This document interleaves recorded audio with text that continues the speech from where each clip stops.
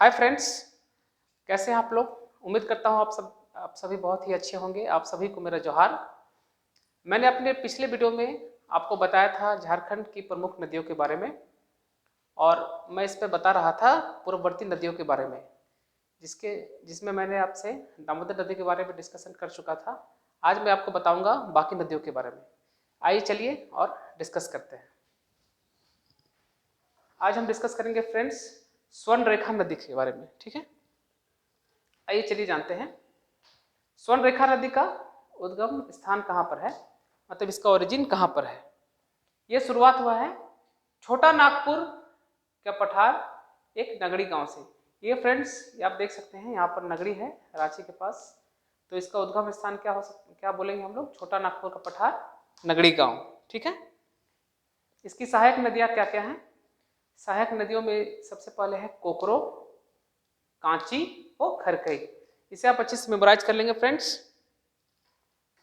मुहाना यानी स्वर्ण रेखा नदी जाकर कहां पर मिलती है, यह है बंगाल की खाड़ी, ठीक है फ्रेंड्स, याद रखेंगे आप। और अब हम बात करते हैं इसके विशेषता के बारे में। तो इसकी जो विशेषता है वो सबसे पहले है, यह रांची से 28 किलोमीटर दूर उत्तर पूर्व दिशा में हुंड्रू जलप्रपात यानी हुंड्रू फॉल, जिसे आप अगर हम लोग बोलें हुंड्रू फॉल, इसका निर्माण करना, ये इसकी विशेषता है। यानी इस स्वर्ण रेखा जो है रांची से 28 किलोमीटर दूरी पर जो हुंड्रू फॉल बना है वो इसी नदी पर बना हुआ है। और जो उसका जो दूसरी विशेषता है वो यह है कि इस नदी के रेत में सोने का अंश पाया गया है। ये दोनों इसकी विशेषता है स्वर्ण रेखा नदी की, ठीक है फ्रेंड्स। चलिए चलते हैं, अब हम नेक्स्ट नदी के बारे में डिस्कस करते हैं। नेक्स्ट है बराकर नदी। इसका उद्गम स्थान कहां पर है, हजारीबाग में पद्मा स्थान है। ये आप देख सकते हैं बराकर नदी यहाँ पर है। ये देखिए यहाँ से ओरिजिन हुआ है बराकर नदी। उद्गम स्थान आप याद रखेंगे फ्रेंड्स, हजारीबाग में पद्मा नामक स्थान से। इसकी लंबाई कितनी है, 225 किलोमीटर यानी 225 किलोमीटर। प्रवाह इसकी सहायक नदी क्या है, उसरी नदी। इसे भी आप अच्छे से याद रखेंगे, उसरी नदी, ठीक है। प्रवाह क्षेत्र यानी ये किस किस जिले से होकर गुजरती है, बराकर नदी। तो इसमें है आपको हजारीबाग, गिरिडीह और धनबाद, ये तीनों डिस्ट्रिक्ट से होकर ये नदी गुजरती है। मुहाना मतलब ये नदी जाकर कहाँ पर मिलती है, तो ये मिलती है जाकर दामोदर नदी में। अच्छे से याद रखेंगे फ्रेंड्स आप, बराकर नदी जाकर मिलती है दामोदर नदी में। आप यहाँ भी देख सकते हैं इसे, ये है आपकी बराकर नदी, यहाँ से निकलती हुई ये दामोदर नदी में जाकर मिल रही है। अब नेक्स्ट चलेंगे फ्रेंड्स, ये है मयूराक्षी नदी। ये आप देख सकते हैं यहाँ पर, इसका उद्गम स्थान त्रिकुट पर्वत देवघर। ये यहाँ से इसका ओरिजिन है मयूराक्षी नदी का, यहाँ से ये और स्टार्ट हुआ है और ये बहते हुए यहाँ पर आकर वेस्ट बंगाल में आई। इसका हम उद्गम स्थान का बात करें तो ये हो गया त्रिकुट पर्वत जो कि देवघर में है।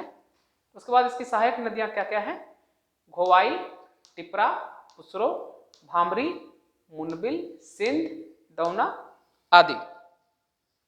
मुहाना ये कहाँ पर जाकर मिलती है, तो ये मिलती है गंगा नदी में, ठीक है। अब हम बात करेंगे फिफ्थ वन, दक्षिणी कोयल नदी के बारे में। आप देख सकते हैं दक्षिणी कोयल नदी यहाँ पर आप देख सकते हैं। इसका उद्गम स्थान रांची का नगड़ी गांव, ये भी यहाँ से इसका ओरिजिन है, दक्षिण कोयल नदी का नगड़ी से ये बहते हुए शंख नदी से मिलती है। तो इसकी सहायक नदी कौन सी है, कारो नदी। याद रखिएगा फ्रेंड्स, कारो नदी। मोहना ये कहाँ पर जाकर मिलती है, शंख नदी पर। और ये कहाँ किस किस क्षेत्र से किस किस डिस्ट्रिक्ट से होकर गुजरती है, लोहरदग्गा, गुमला, पश्चिम सिंहभूम और रांची, ठीक है फ्रेंड्स। इसे आप अच्छे से मेमोराइज कर लेंगे। उम्मीद करता हूं आपको इससे जरूर फायदा होगा। चलिए फ्रेंड्स अब चलते हैं अगले नदी के बारे में डिस्कस करते हैं। 6 नंबर यह है शंख नदी। इसका उद्गम स्थान है चैनपुर प्रखंड जो कि गुमला जिला में पड़ता है। यहाँ पर क्या है, किसमें, ये लुपुंग पाट गांव, आप इसे देख सकते हैं शंख नदी में।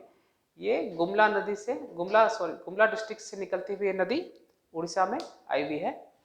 ये मुहाना ये जाकर कहाँ पर किस नदी से मिलती है? ये है दक्षिणी कोयल से जाकर ये नदी में इसका संगम होता है। ये अफवाह क्षेत्र कहाँ से होकर ये गुजरती है? गुमला डिस्ट्रिक्ट से। इसकी लंबाई 240 किलोमीटर। इसकी विशेषता, यह राजा डेरा के पास जो कि रांची के पास है, इससे 200 फीट ऊंचा सदनी घाघ जलप्रपात का निर्माण करती है। ये नदी जो है, इससे हम लोग देख सकते हैं कि यहाँ पर सदनी घाघ फॉल, जिसे आप बोल सकते हैं सदनी घाघ फॉल, यह राजा डेरा के पास 200 फीट ऊंचा पर यह नदी सदनी घाघ फॉल का निर्माण करती है। अब चलिए चलते हैं नेक्स्ट नदी पर। यह है अजय नदी। आप यहाँ देख सकते हैं अजय नदी। इसका उद्गम स्थान क्या है? बिहार के मुंगेर डिस्ट्रिक्ट से इसका उद्गम स्थान ओरिजिन हुआ। ये देख सकते हैं आप, ये मुंगेर से निकलते हुए ये अजय नदी आ रही है और ये वेस्ट बंगाल में आके मिलती है। तो ये इसका उद्गम स्थान हो गया। इसकी सहायक नदियाँ क्या क्या हैं? पथरो नदी और जयंती नदी। इसे आप याद रखेंगे फ्रेंड्स। मुहाना जाकर किस नदी में मिलती है? ये गंगा नदी में। अफवाह क्षेत्र देवघर व दुमका, ये नदी देवघर और दुमका डिस्ट्रिक्ट से होकर गुजरती है। इसके बाद हम लोग नेक्स्ट डिस्कस करेंगे नेक्स्ट नदी के बारे में। यह है 8 नंबर, दैट इज ब्राह्मणी नदी। चलिए, इसका उद्गम स्थान है दुधवा पहाड़ी, जो कि दुमका के उत्तरी क्षेत्र में पड़ता है। आप यहाँ देख सकते हैं ब्राह्मणी नदी, ये दुमका से इसका ओरिजिन है। ये देख सकते हैं आप, इसका उद्गम क्षेत्र हो गया दुधवा पहाड़ी, दुमका उत्तरी क्षेत्र। सहायक नदी क्या है? गुमरो वो एरो नदी। और इसका मुहाना ये जाकर कहाँ पर मिलती है? ब्राह्मणी नदी, ये जाकर गंगा नदी में मिलती है। फ्रेंड्स, आप चाहे तो इसका आप नोट्स भी बना सकते हैं। मेरे वीडियो को पॉज करके आप इसका एक नोट्स भी बना सकते हैं, जिससे आपको आपके एग्जाम में बहुत फायदा मिलेगा। चलिए, ब्राह्मणी नदी के बाद अब हम चलते हैं 9th नंबर, दैट इज गुमानी नदी। इसका उद्गम स्थान है फ्रेंड्स राजमहल की पहाड़ी, जो कि कहाँ पर है? साहिबगंज में। आप देख सकते हैं गुमानी नदी, ये यहाँ से साहिबगंज से निकल रही है। इसका उद्गम स्थान है राजमहल की पहाड़ी, याद रखेंगे आप। इसमें सहायक नदी कौन कौन सी है? मेरेल, और ये जाकर कहाँ पर मिलती है? गुमानी नदी गंगा नदी में। ठीक है फ्रेंड्स, ये भी कहाँ पर जाकर मिलती है? गंगा नदी में। और ये 10th वन जो है, नेक्स्ट में हम लोग बात करते हैं बांसलोई नदी के बारे में।